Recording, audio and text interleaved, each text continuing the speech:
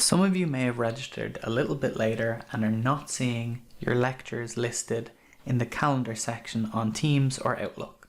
In order to make sure that your lectures start appearing on your calendar, it's important that you check your email, where there'll be a link to sync your calendars. To check your email, simply scroll down on the main page of the ncirl.ie homepage, click on Student Mail and log in with your student ID in the following format: X and your student number at student.ncirl.ie. Once you've logged into your email, look out for emails that come directly from a module. And in these emails, there'll be a big blue button that asks you to add all of the upcoming events into your calendar. Simply click on this button and all of the events, which are your lectures, will sync into your Teams and Outlook calendars.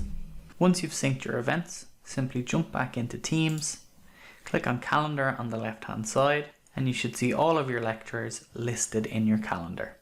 Then, when your lecture is due to begin, just click on the link for your lecture and click on the Join button in the top right.